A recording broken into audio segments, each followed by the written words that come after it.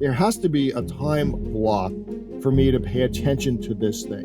When you first start to do this, David, as you know, you will suddenly realize, I don't have time for everything. And people say, it doesn't work, Ben, because I don't have enough room on my calendar to put everything in. I go, well, that's the point. Because if you don't have enough room when you're sitting calm in your planning session to try to find space on the calendar, you certainly aren't going to have enough room when the world is running 100 miles an hour around you. Today, I speak with Ben Glass, a prominent attorney, business leader, and legal marketing expert with over 40 years of experience representing disabled and injured clients against insurance companies. Ben hosts the Renegade Lawyer podcast and the ERISA Disability and Life Insurance Litigation podcast, which shares innovative legal approaches. As the founder of Great Legal Marketing, for over 20 years, Ben has coached solo and small firm lawyers nationwide on building successful practices. Today, we're going to focus on several principles and strategies from his co-authored book on time management, including time blocking, how to delegate effectively, and creating playbooks of key processes that anyone can follow. We'll also discuss how to stop hesitating and make a decision, the importance of agenda-focused meetings, creating an environment of growth, and much more. Please welcome Mr. Ben Glass. My mantra, and that I include in every public talk I do, and so some of your listeners may have seen this because if they're watching my videos, they've seen it, is this. You have one life to live. You have zero control, David, over who you were born to, when you were born, and into what circumstances you were born.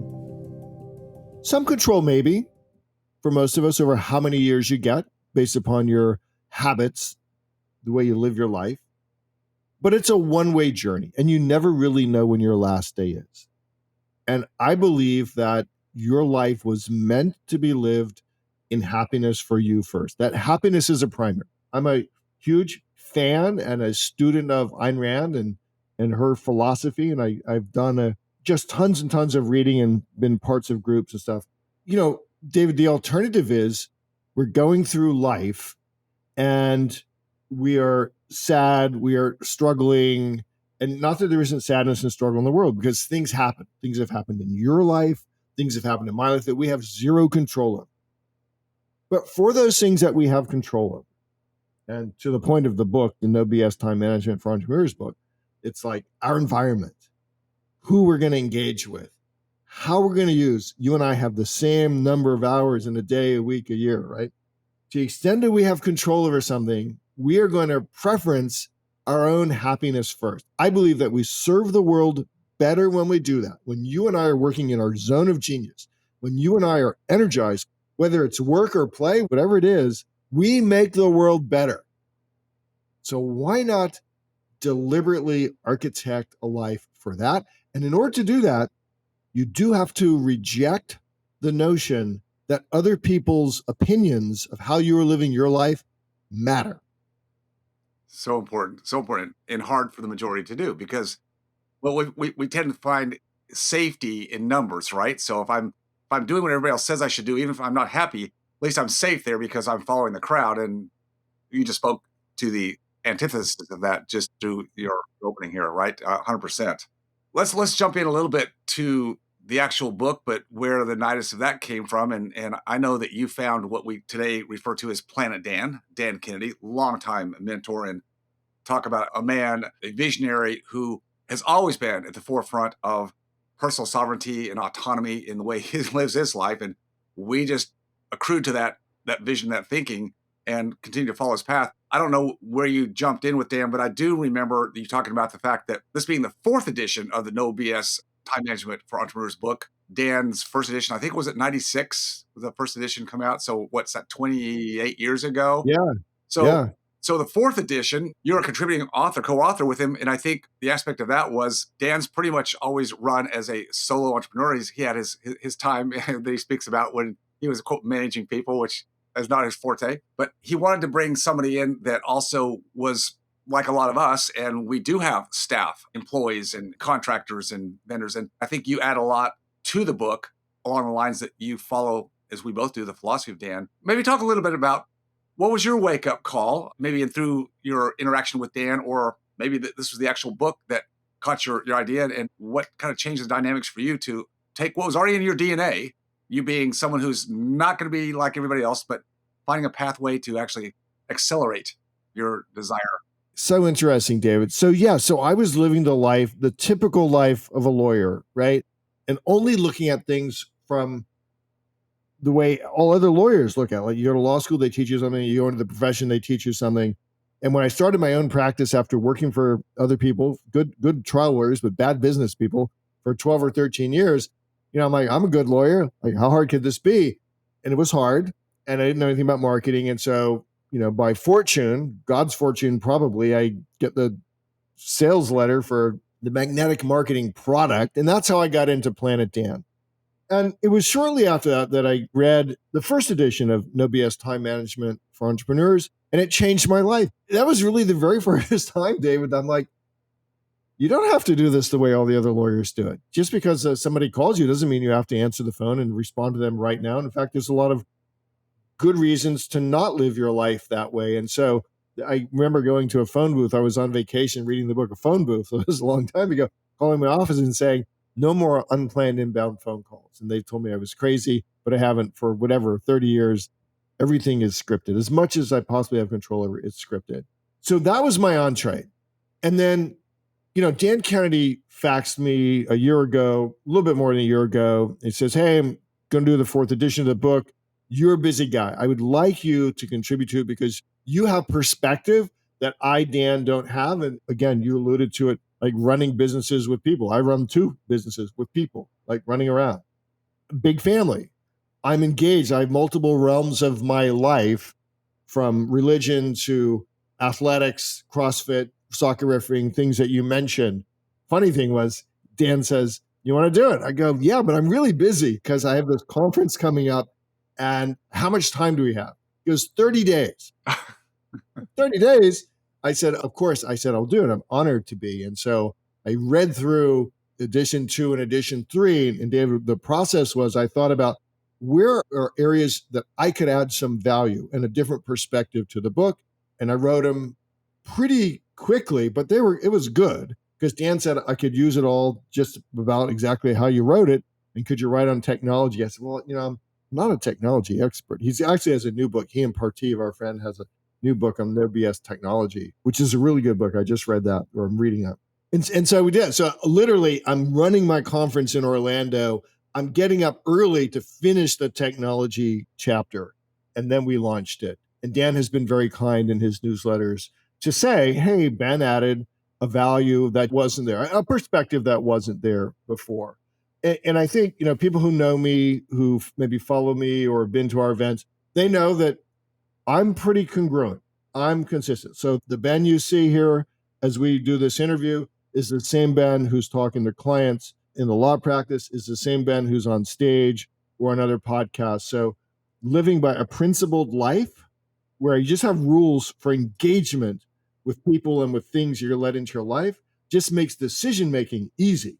And I have a chapter in the book on decision-making. Yes. No, I love that. I tell a story of how my wife and I are like, we're kind of different about that. But it's okay. We're still 43 years. We're still good. A careful reader of the No BS Time Management book will recognize that it is a philosophy book. It is a principle and a philosophy book. Yes, there's a lot of strategies and techniques in the book. But if you don't buy into, David, the philosophy that this is your life, deserve to be run your way, then strategies, there's hundreds of time management books out there, and they're all got good stuff in them. Most don't have an overriding philosophy of living. And both Dan and I are fans of Ayn Rand, and not all of the book is about Ayn Rand's view of the world, but it is about you get to make the rules. I saw a quote just within the last few days from Naval Ravikant, and I'm going to have to paraphrase the quote because I don't have it in front of me, but he said something to the effect that we are still living, in many ways, lives today that are vestiges of the industrial age, where you got the training or the education or the license or the credentials, and then you went to work on a 40-hour per week or more. If you're an entrepreneur, call it 60 hours a week. We're still living the vestiges of that era. And what you're saying, which I'm a totally fan of, because I had also find the philosophy myself and then implement it into place. It doesn't have to be that way when you change your mindset. I read just a top level of your quote resume, but many people would say, well, gee, Ben, it sounds like you're good at juggling a lot of things. And I would say, no, no, no, you don't know Ben. He's not juggling anything. It's all by principle. It's all by blocking priorities. And many people would say to me today, and I'm sure you get the same thing, I wish I could do that or take on that new thing or that idea or something, but I just don't have time. And so I'm going to wait. Get this. I'm going to wait until, air quotes, everything's just right in my life, in my business. Talk about time value and some time blocking. How have you so successfully been able to, again, I'm just using the word juggle, but that's not what you do, Yeah. but implement all these things that are joyful in your life that you enjoy, even outside the specific expertise that you've developed in personal injury law, which again, you're doing that part and taking on just the cases and clients that you want to do. You're not trying to be all things to all people. And then it gives you the opportunity to be all these other parts of your life that you're still engaged with and passionate about. We'll start back up at philosophy. And I don't know if you know this, you may, but back in March of this year, I had emergency triple bypass surgery. And the scary part for your listeners, I'm 66, heavy CrossFit, heavy refereeing, athlete, zero symptoms. Zero symptoms. Listen to that. Screening, the test is coronary artery calcium exam. It's a CT scan. Boom. So my philosophy of you don't know how many days you have when you have some control over the end, yeah, that was proven true. So again, we start there. There's a great book, and I forget the author, but it's called Die with Zero. And it really is about living your life today because you just don't know. And so I'm ruthless. And when we use the word ruthless, David, it means we pay attention. So Ruthless Management of People and Profits, another one of Dan's books. Dan Kennedy wrote and spoke enough where I could give myself permission to live my own life. If you want to go to a religious or spiritual view, that's what we're supposed to do. And that's exactly how we serve the world. So I was talking to a woman in our church last weekend. She says, I read your newsletters and I kind of believe what you're saying about live real, but I'm not you. I couldn't be you. And I said, well, no, you can't be me, right? I'm the only one in the whole history of the world that has this combination of gifts, talents, and interests. But you have yours. And I can't be you. And that's the way we're made. And David, there's things that you do really well that I would have zero interest in, things I do that you would have zero interest in. But together, we make the world better because we exploit our gifts and talents. And when I talk to young people, David, about this subject and about picking a course of life or a course of study or something, I'm like, damn it, like you are special. Like let's just get that into your head. You were created for a reason. And so that's, again, philosophical, spiritual. I believe it is true. But once you get there, you say, okay, now how can I achieve that? How can I engineer my life? It really is creating and guarding the environment, including the people and the physical environment around you. So let's just talk about something like time blocking. Easy to do these days with electronic stuff. Time blocking, the strategy here is I don't have a to-do list. Like if we're in a meeting and I've got a couple things and I'm now accountable for, I have to get done and they're on my plate, great. But they don't stay on a list. They have to be moved to the calendar. There has to be a time block for me to pay attention to this thing. When you first start to do this, David, as you know, you will certainly suddenly realize I don't have time for everything. And people say it doesn't work, Ben, because I don't have enough room on my calendar to put everything in. I go, well, that's the point. Because if you don't have enough room when you're sitting calm in your planning session to try to find space on the calendar, you certainly aren't going to have enough room when the world is running 100 miles an hour around you. And that's causes chaos, causes stress, causes distress, right? So that teaches us, it's not just that I should pick and choose, David. I have to pick and choose what I'm going to be involved in. I have to let go of the vine. David, the biggest mindset block for lawyers is we think nobody could do this as good as I can. I'm so smart. And the truth is that that's not true. There's a lot of people could do stuff as good as we can, but also it doesn't have to be done the way Ben Glass would do it. There's a lot of people excellent skills and talents that can get us 70, 80, 90% of the way there. And so when you realize that the guys and gals that you work with or who work for you or whatever that, or your joint venture with, they have their own gifts and talents. And our job is to help them explode that for them. That's how the world goes around a win-win relationship. So time blocking is a really simple exercise that everybody who's listening to this can start, because now you start to really sort of physically see, here's my things, here's the calendar, there isn't enough room for all the things. How do we solve for that? Let's take that, Ben, and let's take it up one more level, which is, I know, is something that you've always been a fan of, as I am too, as I learned to utilize the talents, time, resources of other people. And we're both fans of, call it an executive assistant, a virtual assistant.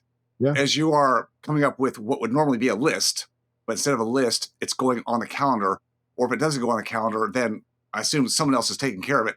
Can you just tie in how you utilize this philosophy of getting everything that you see that you want to have done on a calendar? How do you tie that in with your assistant? Is there a way that she helps you get these things on a calendar, or delegates them out somewhere where things that you don't need to be doing anyway? Talk about that. The simple thing is, as you're looking at that list and trying to move it to calendar, you realize there are things below your pay grade, right? That you really shouldn't be running your own schedule. You really shouldn't be the first screener of your email. You really shouldn't be responding to the hundreds of pitches you get on LinkedIn. But some of those pitches might be important to something in your life. And so having someone do it. So again, we employ in the law firm, we have 7 out of country, Philippines-based workers, along with our 12 or 13 live people who come to our office.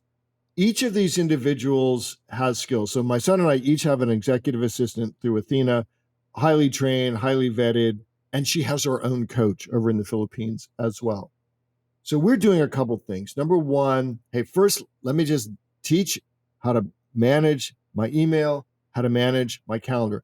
So we create people lists. These are the people that are important to me. If they pop up somewhere, we both need to pay attention to this. A great strategy, like your listeners, you think, how could we do this? Loom is a fantastic software. It's screen captures and voice captures everything you can walk through. So what we did for that was, for like 3 or 4 days, as I went through my hundreds of emails, I just captured everything on Loom. I go, this kind of email always goes to trash. And if you can figure out how to unsubscribe, please figure out how to unsubscribe from that. This kind of email is a person in my life.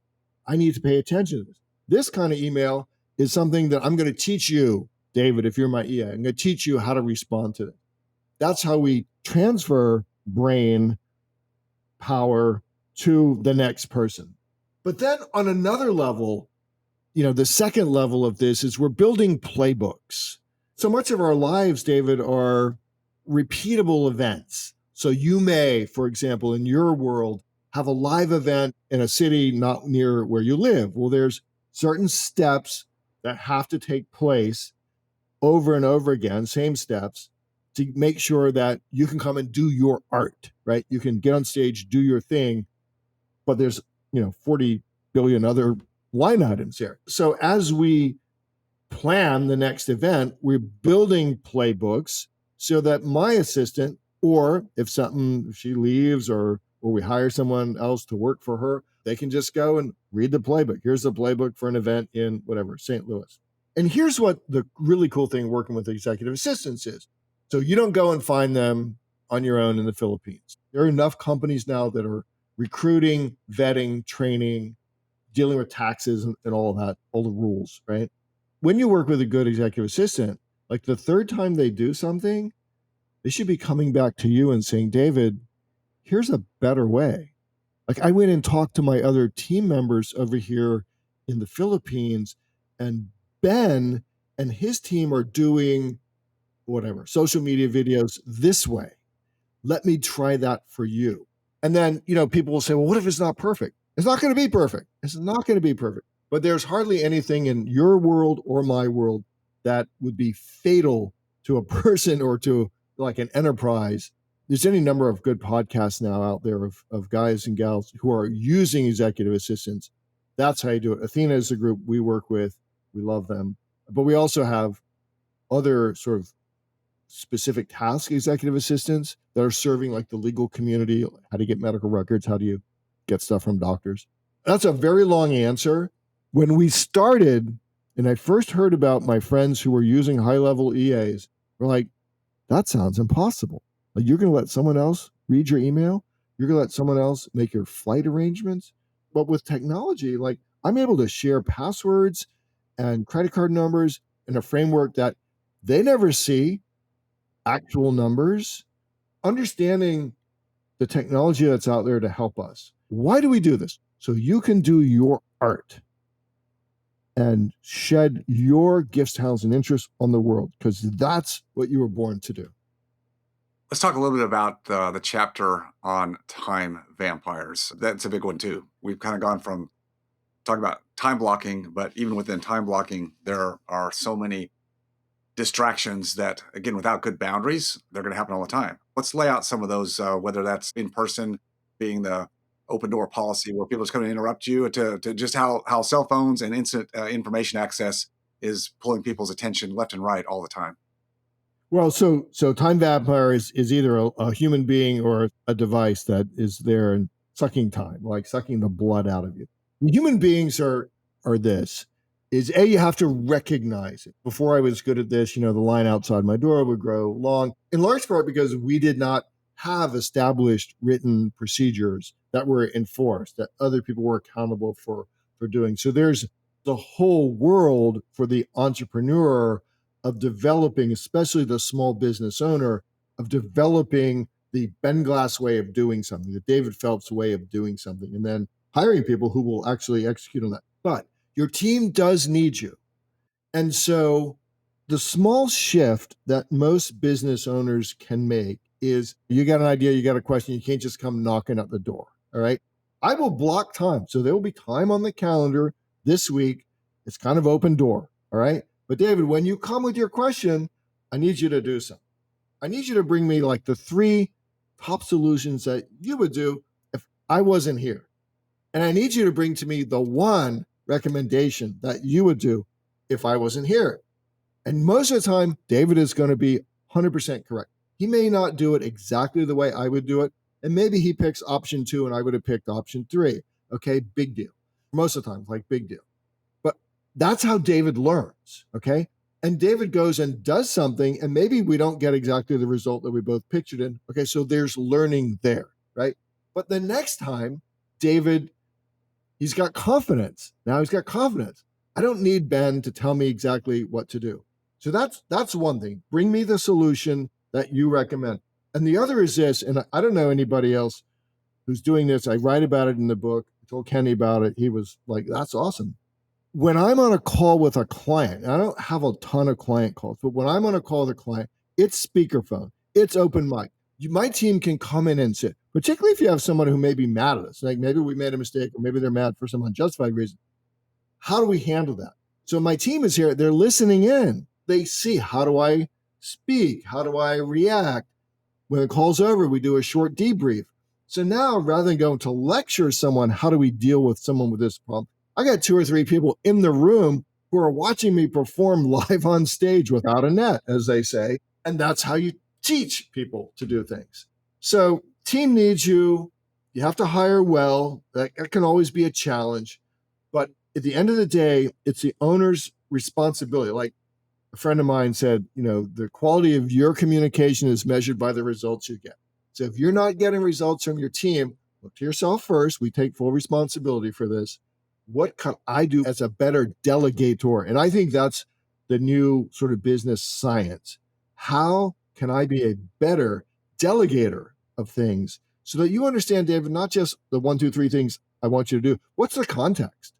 Like, why are we even doing this anyway? Because the more you understand, the better. And the last thing I'll say on this, because I always have long answers, my friend, some lawyers will say, I don't want my associate to learn all of this stuff. I'm like, great. So you want someone who's still working for you 5 years from now, who's the same person they are today. You're an idiot. We're here to build entrepreneurs. Yeah, no, exactly. No, I love your answers. That's what I'm looking for. Is looking for some depth here. So, and I know you've got lots of depth. So this is good. You mentioned earlier the book on decision making, decisiveness.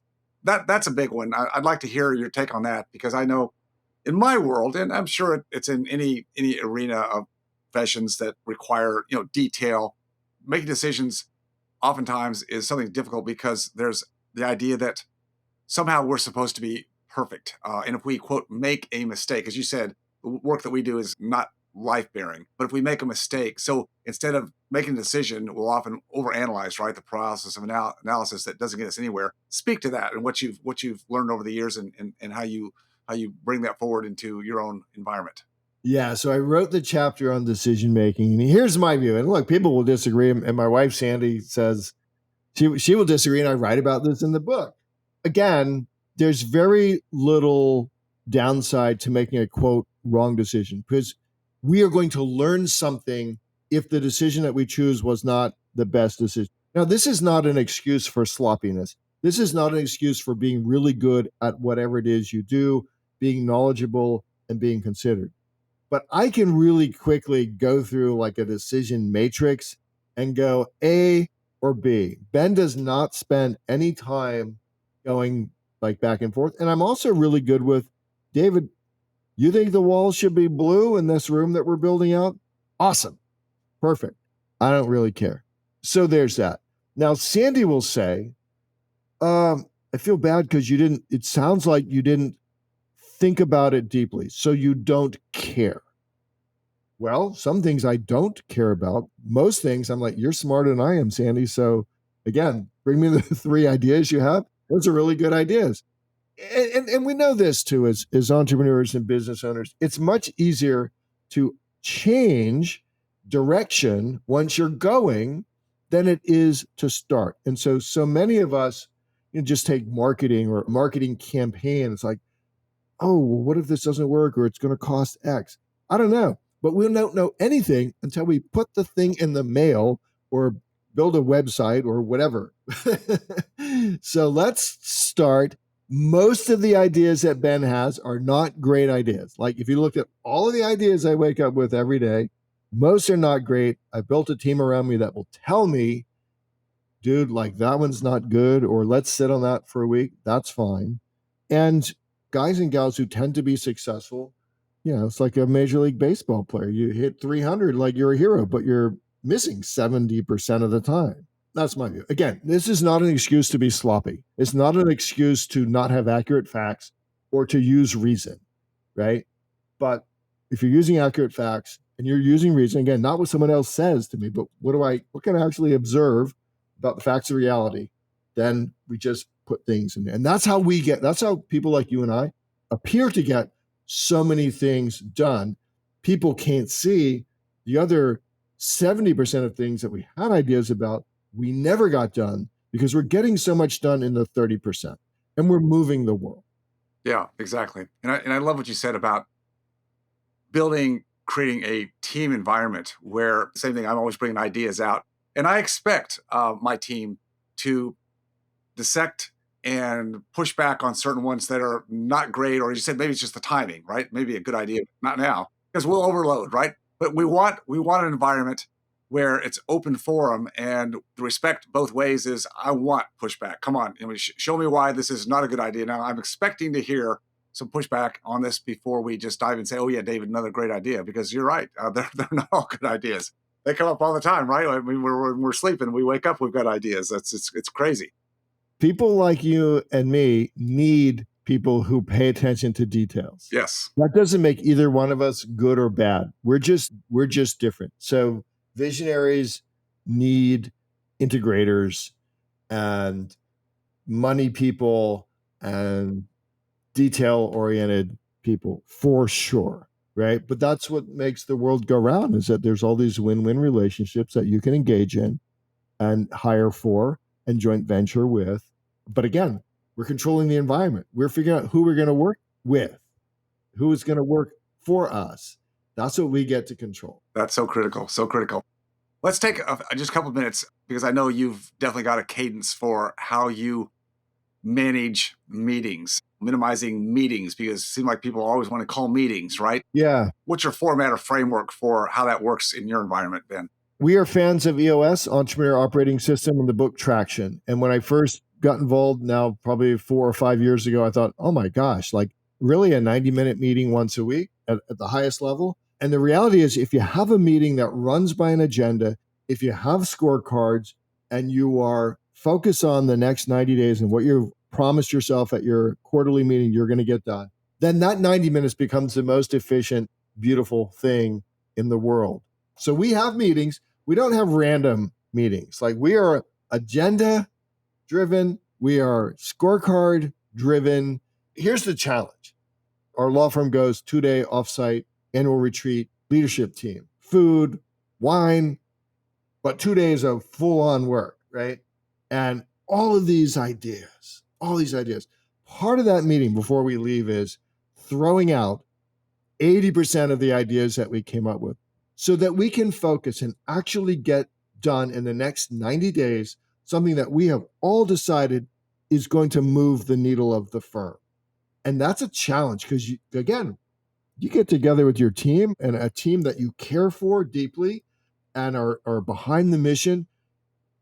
2 days with nobody bothering you, you can crush the world in your head, right? But the reality is, when we leave, it's a limited list of things to do that we have set. I'm going to be accountable for this. And every week we're holding each other accountable.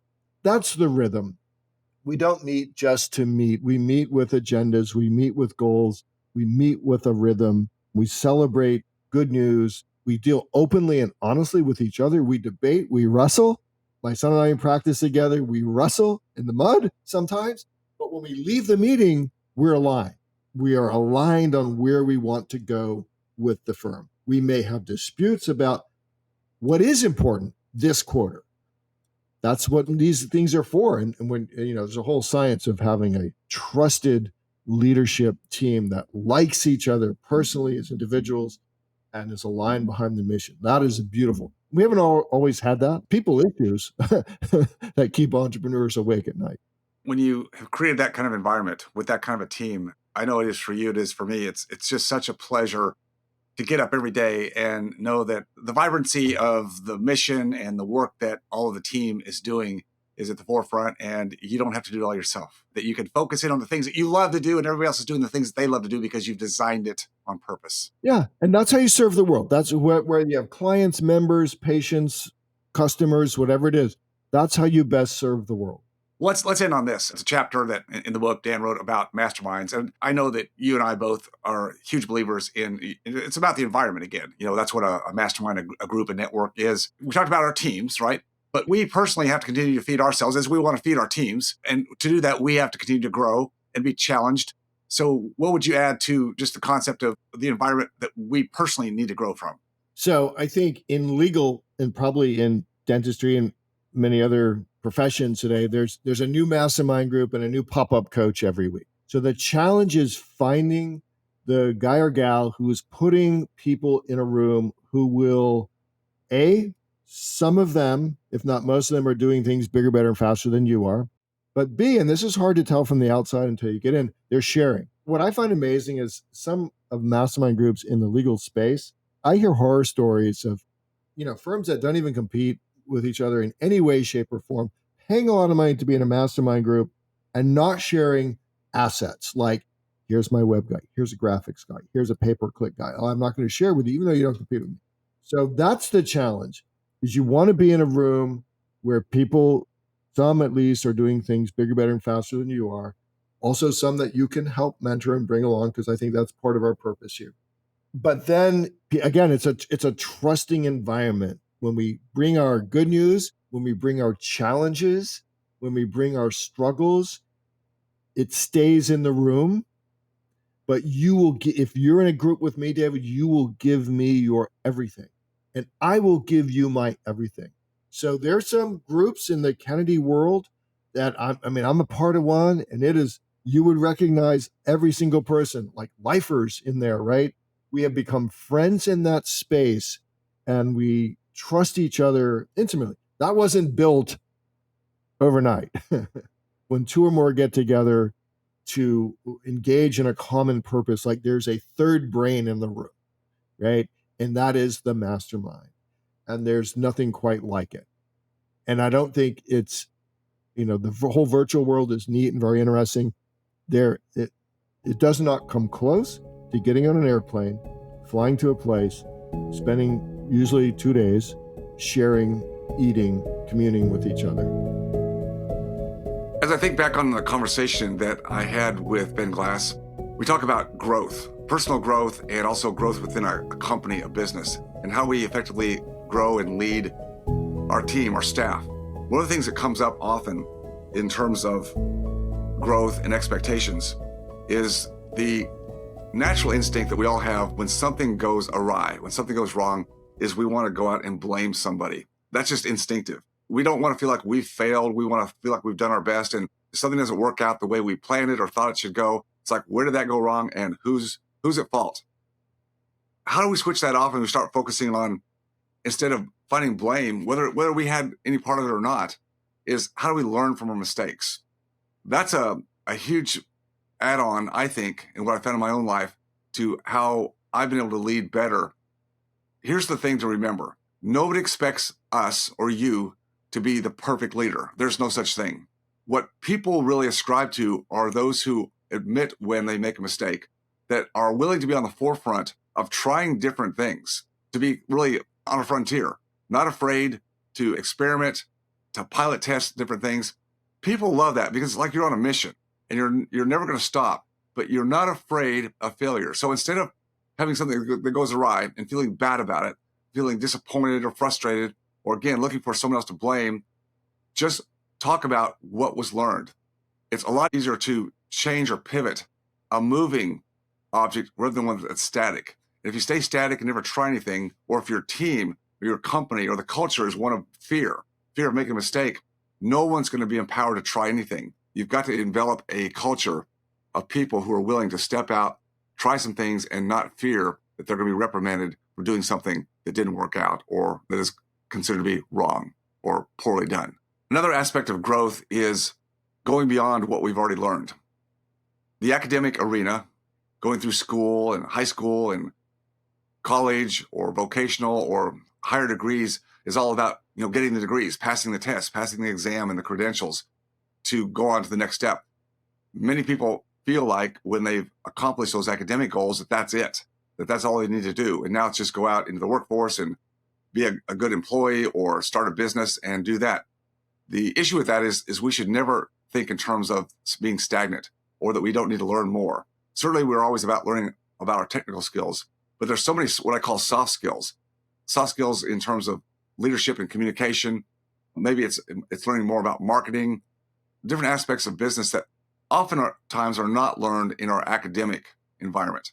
These additional soft skills of personal growth, of just being a better human being and having more understanding about other people, are not the things that we tend to put our focus on. But if we're really going to grow in life, both as a human being, from the personal standpoint of our lives and also the business side of our lives, we've got to engender more of that growth. I find 2 areas that help me. Well, actually, probably 3. But, it's what I take in.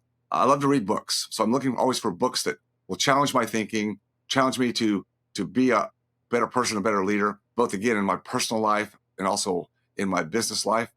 I also listen to various podcasts. I'm sure you do the same thing. Podcasts that, again, promote my thinking to, again, how can I be better? How can I be a better example of the person that I want around me? And then I think, thirdly, it's the environment, the actual people that you surround yourself with.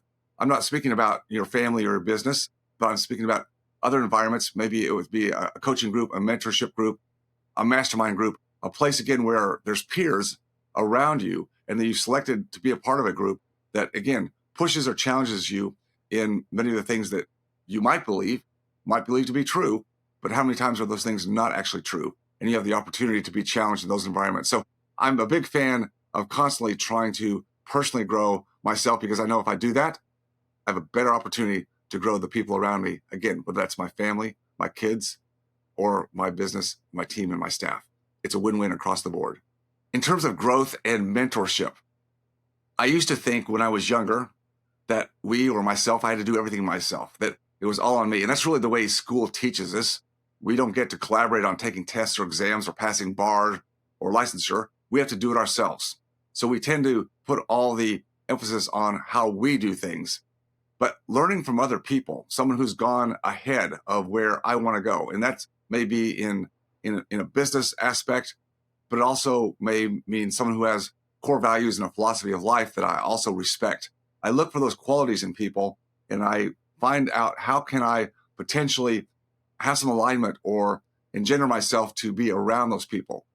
That has become a key part of my life. And I found that as I started to expand my horizons, expand my network of people, and become more vulnerable, meaning that I don't have to act like I have everything together. I don't have to know it all. I don't have to be perfect in every sense.